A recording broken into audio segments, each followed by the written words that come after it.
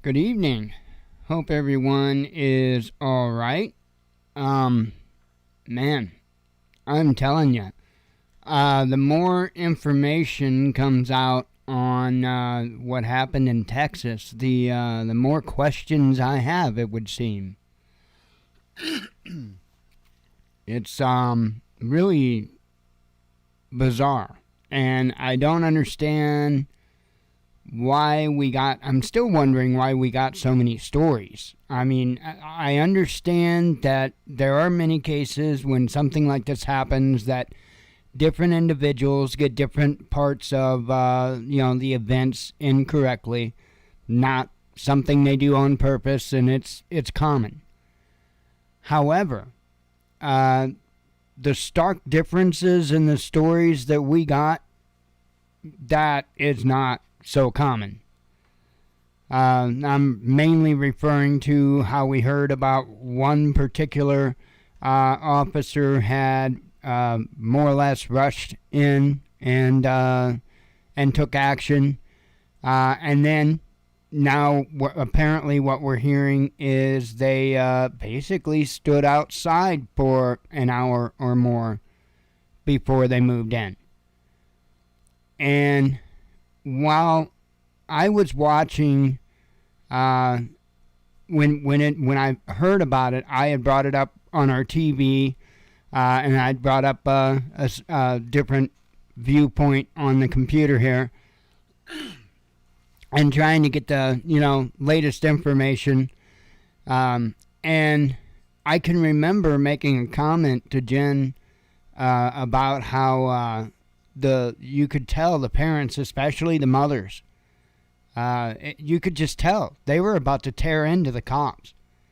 And I made comment to Jen about it a couple of times, and I didn't know anything more than that at the time. Well, apparently that's what they were so pissed off about, because police weren't going in and doing anything.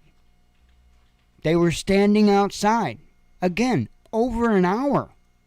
Standing outside. A lot of other questions as well, like, why was the door unlocked? And again, I'll point out the obvious. Like many schools, it had glass entryways, but nonetheless, wasn't locked.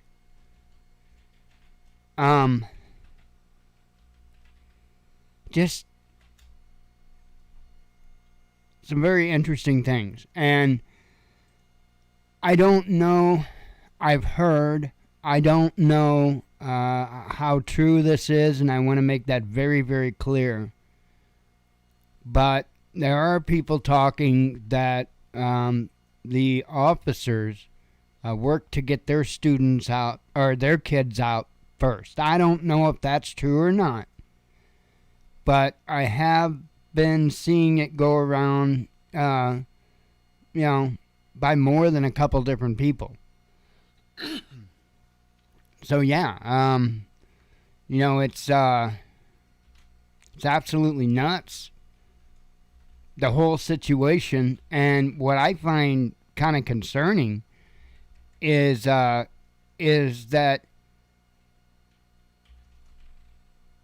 through all this, not only are the stories changing, constant stories changing, but I don't know, just there's something about the entire thing at this point that seems really off. They didn't come out about the social media history, and it almost seemed, from me outside looking in, it almost seemed like maybe they were going to try to brush it under the rug. And I'm not talking about the media, I'm talking about police. Apparently, this cat has had issues for some time and was known to be troubled.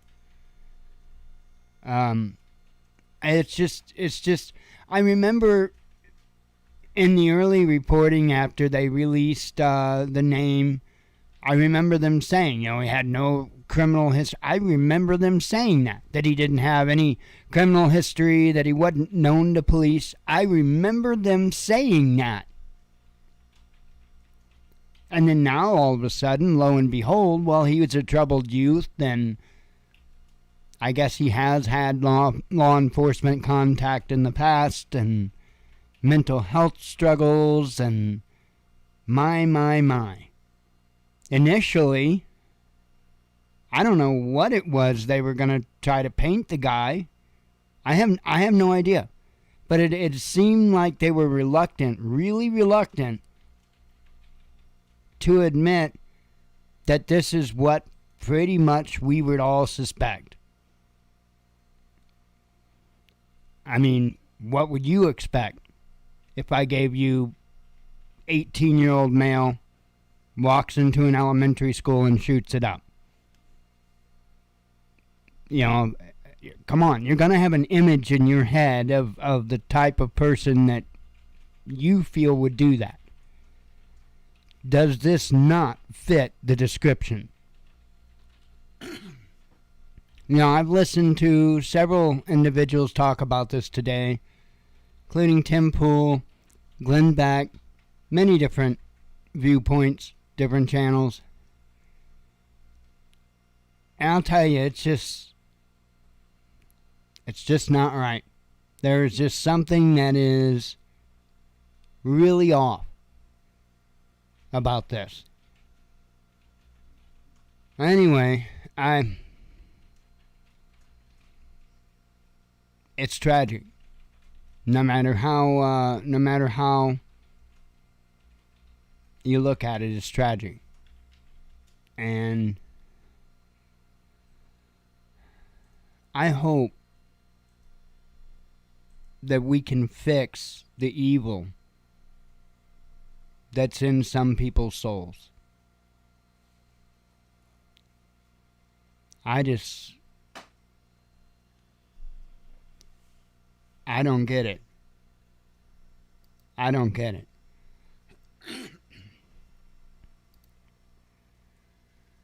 Let's see. Let me go ahead and kick over to the web view. Sorry, I had a request for to join the group I had to approve real quick.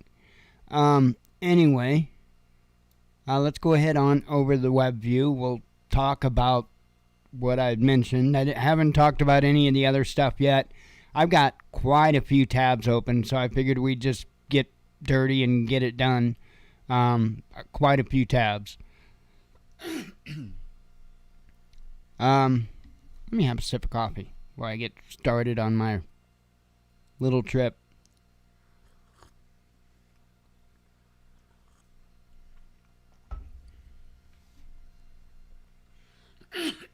Yeah, and I don't know. I listened to most of the press conference earlier, and I was not impressed whatsoever.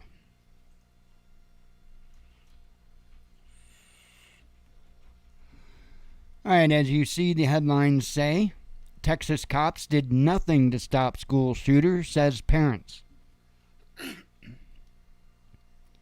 Law enforcement officials in Uvalde, Texas refused to comment on Thursday on why police officers did not enter an elementary school to kill a mass shooter for an hour. Parents accused both local and federal police of doing nothing to end the carnage and of handcuffing those parents that tried to intervene themselves. Salvador Ramos, 18, killed 19 children and 2 adults at Robb Elementary School in Uvalde on Tuesday before he was shot dead by a border patrol agent. With the community still in grief, the response of local and federal law enforcement agents has come under sharp scrutiny. Officials with the Texas Department of Public Safety first said that Ramos was engaged by a school district police officer on his way into the building, a story that has since been modified. DPS Regional Director Victor Escalon said on Thursday that the gunman was not confronted by anyone on his way in. Once inside, the killer barricaded himself inside of a classroom and began shooting the children and teachers inside, a DPS spokesperson said on Wednesday. Although police arrived on the scene within minutes, Escalon said at a media briefing that officers were unable to enter the classroom and neutralize the threat for an hour. Pressed by journalists, Escalon would not explain why officers were unable to get into the classroom, telling the reporters that he'd circle back with an answer at a later time. The police were doing nothing, Angeli Rose Gomez, who has 2 children in Robb Elementary, told the Wall Street Journal. They were just standing outside the fence. They weren't going in there or running anywhere. Gomez said that in the 40 minutes it took her to learn of the shooting and drive to the school, officers had not entered. When she raised her concerns with federal marshals, she said that she was handcuffed and arrested for intervening in an active investigation. After local police convinced the marshals to let her go, Gomez said that she jumped the school's fence and rescued her 2 kids inside. Are you hearing this? A mother jumped the fence and went and rescued her own children because police would do nothing. Videos shared on social media showed more parents like Gomez pleading with officers to enter the school and save their children. In a further twist to the story, the Wall Street Journal reported that when the 3 Border Patrol agents finally entered the classroom, they simply asked the school principal for a master key and unlocked the room's door. One agent had his shield shot, another was wounded by shrapnel, and a third killed the suspect, the paper reported. The agents have not been named, but are believed to reside in Uvalde. The town of Uvalde is 70... Well, you've already heard all of that. But this is a lot to wrap your mind around. It really, truly is. And, you know, I get the whole hindsight 2020 thing, but some of this stuff is not stuff that should be a hindsight matter whatsoever. I mean, so they waited for roughly an hour and then just asked for a key to open the door? Huh. Imagine that. So this just came out right as the show was getting started here. Domestic terrorism bill fails in the Senate. Probably a good thing. Apparently there was some stuff in there that could be used for gun control. Anyway, it says here, a Democrat proposal to create a special task force for hunting down white supremacists in the U.S. military and federal law enforcement agencies failed in the Senate on Thursday after no Republicans voted for it. The ruling party invoked the recent mass shooting at Buffalo, New York supermarket to argue such enforcement was necessary. An 18-year-old killed 10 people and wounded 3 more on May 14th in the attack the authorities say was racially motivated. The Domestic Terrorism Prevention Act would have set up an interagency task force within the FBI and the Departments of Justice and Homeland Security to analyze and counter white supremacist infiltration in the military and federal law enforcement. The bill is so important because the mass shooting in Buffalo was an act of domestic terrorism, Senate Majority Leader Chuck Schumer said on the floor ahead of the vote. We need to call it what it is, domestic terrorism. It was terrorism that fed off the poison of conspiracy theories like white replacement theory.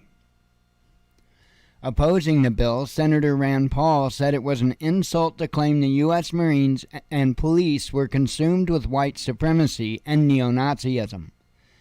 It would be the Democrat plan to name our police as white supremacists and neo-Nazis. I've met policemen throughout Kentucky, and I've not met one policeman motivated or consumed with any kind of racial rage, Paul added. The final vote in the Senate was 47-47, right along party lines. The U.S. House Representatives approved the bill in a 222 to 203 vote last week, with Representative Adam Kinzinger, as the only Republican in favor. Rhino, right? It's Illinois. Republicans have accused the Democrats of seeking to smear all critics as domestic terrorists, pointing to the party's insistence that the January 6th riot at the U.S. Capitol was an insurrection. In his inauguration speech, President Joe Biden called domestic terrorism and white supremacy the greatest threat the U.S. faced. Within days of Biden taking office, the Pentagon announced a stand down to investigate extremism in its ranks and appointed a controversial Democrat activist to formulate new diversity and extremism regulations. So, it's just craziness. Absolute craziness. This may not be the one I was talking about then. There was one somebody was talking about, some type of domestic terrorism bill that could have an effect on Second Amendment rights, but I'm not sure if it was that one. So, Google wants to slow YouTube in Russia, says the media. And it says here, U.S. tech giant Google has notified several Russian internet service providers of plans to terminate their contracts for servicing Google Global Cache servers, RBC reported on Thursday, citing sources in the telecommunications market. The servers in question are used to speed up the loading of Google pages, including YouTube content, and reduce the amount of cross-border traffic by temporarily storing uploaded data, thus slashing the cost of network infrastructure. A representative of Orenburg-based provider Radio Savaz confirmed to RBC that these servers were turned off on May 19th, and my birthday, and a notification was received a few days later. The source did not clarify the reasons of the shutdown, but suggested that Google might have considered the operator too small. So anyway, they're essentially wanting to slow it down. And in a, I don't think necessarily directly related thing, but nonetheless involves Russia. Russia explains how it will respond to U.S. censorship. It says here the Russian Foreign Ministry has warned that one of its press briefing videos is taken down again by YouTube. An American journalist or media outlet working in Russia will go home. The ministry spokeswoman Maria Zakharova issued the warning during a roundtable discussion in the Information Policy Commission of the Parliament's upper house. She added that the Google-owned video hosting service had already blocked a couple of her media briefings. What we did, we just came and said, you blocked the briefing again, one journalist or one American media outlet will go home. That's it. One more blocked briefing, and we will name a specific person or specific media outlet that will go home, Zakharova said. Apparently referring to the Polish background of YouTube CEO Susan, and I can't say her name, she added, given that this is all done by a lady with Polish citizenship, and given the position of Poland, maybe we will not limit ourselves to the American media. So, that's what's going on in that part of it. It's just nuts. Moving on to a little more serious matters here. Oh, man. EU not prepared for war, says a top diplomat. Says European Union is not prepared for a war such as the one in Ukraine, the bloc's foreign affairs chief Joseph Borrell warned on Wednesday. He made the claim at a debate panel hosted by the Center for European Policy Studies lobby group. The top diplomat stated that he doesn't believe realistic that EU nations could substantially improve their military capabilities in a timely manner, since the process is voluntaristic and there is no law of gravity to make things happen. He explained that even though it's well known where the EU defense shortcomings are, there has to be a wake-up call for members to act in a coordinated manner and not to end up wasting money. However, he expressed his dismay that the war in Ukraine was apparently not the right wake-up call. We should learn from this war. Look, the European armies couldn't maintain a war like the one in Ukraine for more than 2 weeks. They'll run out of ammunition, Burrell said. That is pretty scary. He also pointed to the fact that the EU states had grown too accustomed to peace and refused to acknowledge the threat looming from abroad. He stated that the bloc was built with the banner of peace and that war had disappeared from our collective imagination after its founders set out to make war mentally impossible.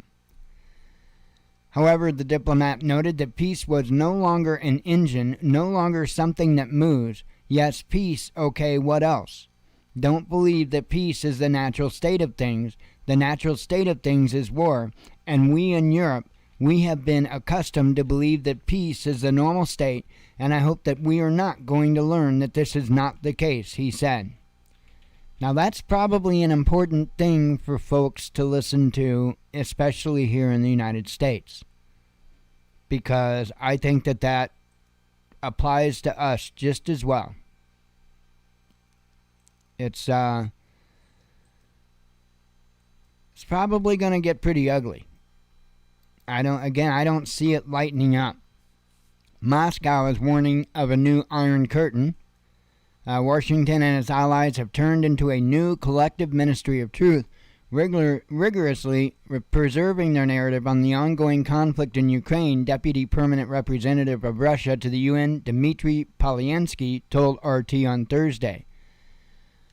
The West has launched a massive smear campaign against Russia in the media and on the internet, the diplomat believes. Western governments seek to spread views that are beneficial to them but do not always correspond to the reality, Polyansky said, adding that they ultimately seek to put their own population into a bubble of lies that makes it hard for an ordinary person to distinguish between factual information and a distorted picture of what's happening on the ground in Ukraine. That is behavior of a ministry of truth, Polyansky said. The diplomat also said that Western governments, and now, by the way, this could be a propaganda attempt, and I just want to make that very clear, especially with using that particular terminology. I'm sure the Russians know that many of us were running around screaming Ministry of Truth. Okay? So, that this could be just that. It could be propaganda, but of its own. But it says the diplomat also said that Western governments try to dismiss any alternative information as fake or simply a block to assess it. He particularly pointed to Western nations banning Russian outlets like RT and branding any information coming from Moscow or Russian media as propaganda. So, I'm going to go ahead and read this part too because it talks about the Iron Curtain part. It says we need to speak about the new Iron Curtain that's being imposed upon U.S. by Western countries, the diplomat said. This tactic does not seem to work, at least when it comes to the UN, he added. According to Polyansky, Russia feels a good degree of support, or at least of understanding of what we are doing in the UN. Many people there have covertly expressed their support to Moscow and said they understand the reasons behind Russia's military operation in Ukraine. I do not think that Western countries have succeeded in imposing a one-sided version of events on other nations at the UN, Polyansky said. Russia is very active in its attempts to present its own version of events. We will try to promote our position to push through this new Iron Curtain, the diplomat said. So I just kind of thought that was interesting. Coffee.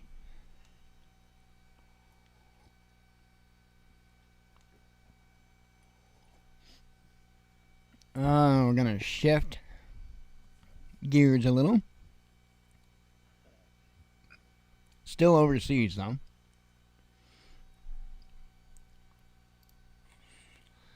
UK seeks to lift restrictions on genetically altered foods. Maybe some of you didn't know about that. Other countries have much more strict guidelines on things like GMOs. Some countries flat out will not allow them, or at least didn't used to. I find this very interesting here. British lawmakers could soon relax restrictions on genetically altered foods, with new legislation proposing more gene editing be allowed on certain crops, while insisting they will constitute genetically modified organisms which are subject to heavy regulation. The new genetic technology bill that was introduced in Parliament on Wednesday is described by the UK's Department for Environment, Food and Rural Affairs as a way to cut red tape and support the development of innovative tech to grow more resistant, more nutritious, and more productive crops. These precision technologies allow us to speed up the breeding of plants that have natural resistance to diseases and better use of soil nutrients so we can have higher yields with fewer pesticides and fertilizers. Environment Secretary George Eustace said in a statement, adding that outside the EU, we are free to follow the science. So, they're trying to sell their goods over there apparently as well. And it's crazy. It's crazy. And they, by the way, they sold the American people the same thing. And I assume that they do produce results with their product, but my question is, at what cost? What health costs to us? I don't know. And there may not be any, but I don't necessarily trust them, to be honest. I'll say that. UK is also rolling out a 25% windfall tax on energy profits. So who do you think is going to wind up paying that? So not only is their cost already just going to be up because of the way everything's going, but now there's going to be a tax on the energy profits, which means they're going to raise their rates even higher. UK has introduced a 25% windfall tax on energy producers' profits, which will fund support grants for residents who are unable to pay their soaring energy bills. UK Chancellor of the Exchequer Rishi Sunak I can't say a single one of those three things, announced on Thursday. We are introducing a temporary targeted energy profits levy charged on profits of oil and gas companies at a rate of 25%. We're also building in a new investment allowance that doubles the relief for energy companies that invest their profits in the UK, the official said, as cited by Reuters. According to Sunak, energy companies are making too much profit amid skyrocketing prices, while ordinary UK citizens are struggling through a full-blown cost of living crisis. The UK had previously resisted windfall taxes, viewing them as a stumbling block to investment. The new tax is expected to help raise about £5 billion, or $6.3 billion, to finance $816 worth of grants to be paid to some 8 million of the UK's poorest households, according to Sunak, who noted that the money could also be applied to power generators in the future. So it also says, we know the households are being hit hard right now. Fiscal support should be timely, targeted, and temporary, the official said, as cited by Bloomberg. So, and like I say, that at least some of that is going to make its way back to the consumer. And it's sad. We'll give you a $100 voucher, but we're going to raise your bill $50.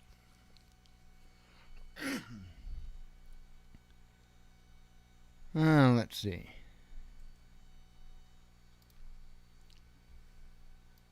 So, moving on over to the China situation.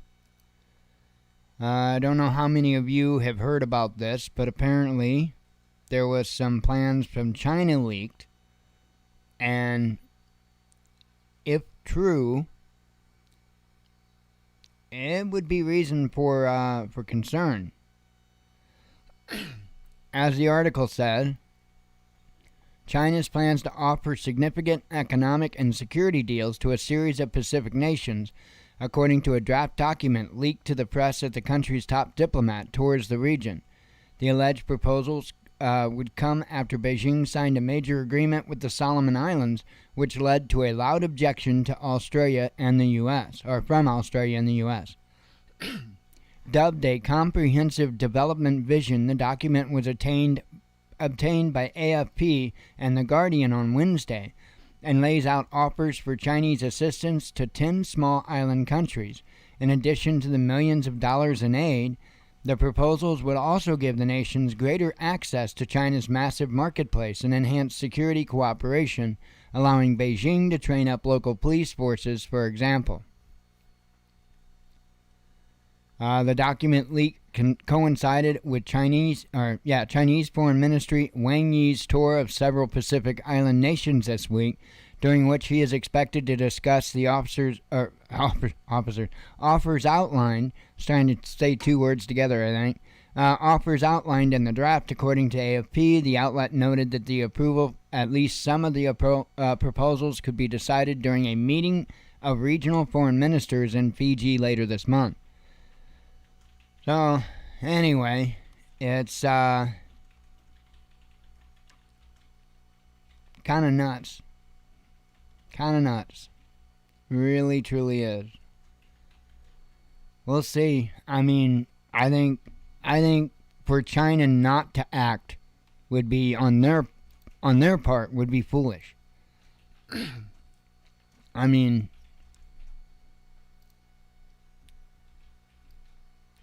we're hurting pretty bad in this nation, but the right person, the right people, let me correct that, the right people could at least get us in a positive trajectory. But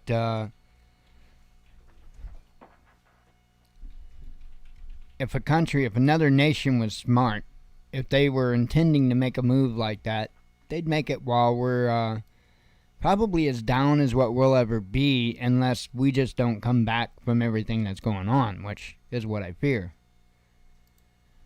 The United States launches a new China House. It says U.S. Secretary of State Antony Blinken has announced the launch of a new China House within the State Department, made up of a team of diplomats focused on coordinating policy to confront Beijing. The diplomat unveiled the lineup during a Thursday speech at George Washington University. The scale and scope of the challenge posed by the People's Republic of China will test American diplomacy like nothing we've seen before, Blinken stated. I'm determined to give our department and our diplomats the tools they need to meet this challenge head-on as part of my modernization agenda, he said, describing the new body as department-wide integrated team that will work with Congress where needed. The State Department chief insisted the directional shift aimed at recentering China in the U.S. foreign policy crosshairs, even as Washington sends billions of dollars to Ukraine, is not about ramping up tensions with China. We aren't looking for conflict or a new Cold War. To the contrary, we're determined to avoid both, Blinken said. Instead, the U.S. strategy is to invest, align, compete with what Blinken called arguably the most important relationship that we've had in the world going forward. He also called China the most serious long-term challenge to the international order. We will invest in the foundations of our strength at home, our competitiveness, innovation, and democracy. We will align with our efforts with our network of allies and partners, acting with common purpose and in common cause, and harnessing those two key assets. We will compete with China to defend our interest and build our vision for the future, the chief diplomat said. So, we'll see. We'll see.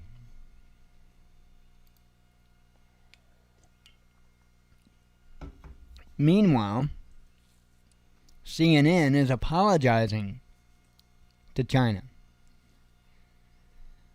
It says here, CNN apologized on Thursday to China's Global Times newspaper for a broadcast on Wednesday in which U.S. Representative Michael McCaul accused a Chinese delegation of remaining seated during a standing ovation for Ukrainian President Vladimir Zelensky at a World Economic Forum meeting. The seated delegation were Vietnamese, according to Chinese reports. McCall, a Republican from Texas, told CNN on Wednesday that he had been sitting in front of a Chinese delegation during Zelensky's speech at the World Economic Forum's annual meeting in Davos, Switzerland on Monday. McCall said that as leaders in attendance stood and clapped for the Ukrainian president, this delegation remained seated in silence before walking out of the auditorium. CNN displayed video footage of the diplomats in their seats, and McCall told the network that the scene sent a clear message they do not support Ukraine. However, Beijing denied that its diplomats were even in the room at the time, and Foreign Ministry spokesman Wang Wenbin, I'm sure I'm saying his last name, probably both names wrong, on McCall to correct his statement. CNN, however, addressed the error first. We regret the error that appeared on our air. We reached out to McCall's office for a statement, the network told Global Times in an email on Thursday. So, whatever. Let's see. Because pillows taste good, Mom. I guess. U.S. clarifies policy on Taiwan. If you will recall, Biden made some statements the other day that, well, probably if it wasn't somebody as so far as Biden, it would have been, or so far gone as Biden, it would have been much more tragic. But, you know, Xi Jinping's like, somebody go give him a nap. So, I think we got that working for us. I hope. Other countries know nobody's at the wheel. The car is just out of control. Everybody bailed out. Let's see. It says here, U.S. Secretary of State Antony Blinken declared on Thursday that Washington's policy of strategic ambiguity toward Taiwan remains intact, despite President Joe Biden's promise to involve the U.S. military in the event of a Chinese invasion. Blinken is the second senior Biden administration official to correct the president's statement. Biden angered Beijing on Monday by declaring that despite abiding the one China policy, the U.S. would involve its military in any potential conflict between China and Taiwan, although the White House swiftly clarified that the president's words did not represent a change to the U.S. long-standing recognition of China's sovereignty over Taiwan. Chinese Foreign Ministry spokesman Wang Wenbin said that the U.S. leader's comments put him at opposition to the 1.4 billion Chinese people. So again, you know, it is what it is. Fortunately, yeah. Other nations know there's nobody driving this bus, man. It's on fire, flaming, going off a cliff, and there's nobody at the wheel. Nice visual, huh?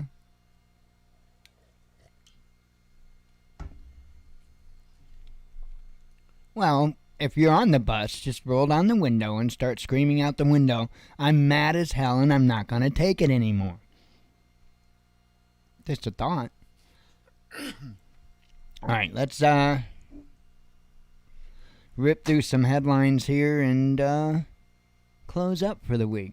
I will be happy to take a couple days breather.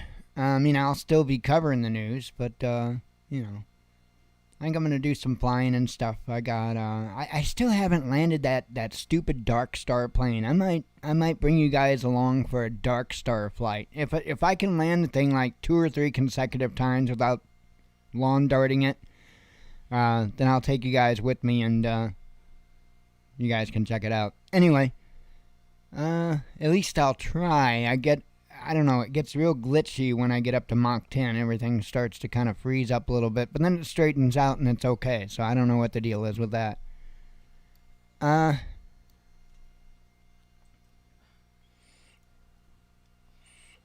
Couple of vapes.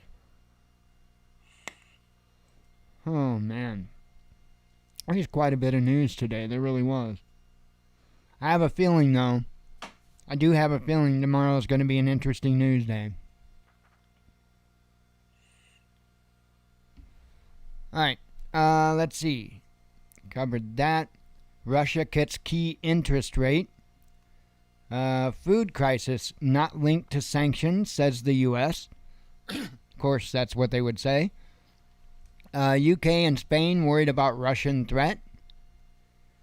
Russian reserves frozen by EU, much smaller than expected, says Reuters. A safe passage through Azov Sea open after demining, says Russia. Russia is not leaving the global economy, says Putin. No world policeman can stop freedom-loving nations, says Putin. Russia's named world's top wheat exporter. Pretty sure they were before. Ousted Pakistan's PM issues ultimatum. UK covered that. Ukrainian ambassador insults Germany again. Massive job losses feared in Austria without Russian gas. Ukrainian troops greatly outnumbered, says the media. Ukraine threatens an EU member. Inflation in Russia under control, says central bank. Default won't affect Russians, says finance minister. Poland reveals arms wish list. I mean, I've got one too. I've got an arms wish list, but it's in my head though, because where in the hell do you even put in for that? U.S. launches China house. Oh, I covered that. U.S. infiltrated post-Soviet states with biolabs, says Russia. Russia cools off red-hot ruble rally. Red-hot ruble rally. Say that like 10 times quick. I dare you. Red-hot ruble rally. No, I'm not going to try. You get it once. Moscow warns of new... I covered that. Moscow cast doubt on rumored peace plan for Ukraine. So there's no peace plan and probably no peace pipe. U.S. clarifies cover that. Ukraine admits major defeat. EU country votes on Soviet monuments. Russia offers to help with food crisis. China exposes the master of bullying. I'm pretty sure it's probably us. Former Russian president reveals sweet consequences of sanctions for EU. Gay dating app warns users about monkeypox. Probably a good idea. Texas cops did nothing to stop school. Oh, I covered that. Let's see. U.S. warns Ukraine about escalation, says a report. China and Russia to veto UN sanctions. And I covered the last one. Wow, that's all of them. I actually ran through that a little quicker than I thought I would. I figured it was going to take me longer to get through the early part of the show because of all the tabs I had open. I had quite a few. Anyway, that's what I got for you. I'm going to sneak out of here and relax. So I hope everybody has a good evening. I hope you have a good weekend. God willing, we'll be back Sunday and see you then. As always, God bless you. We love you. Be one with your spirit, and shalom.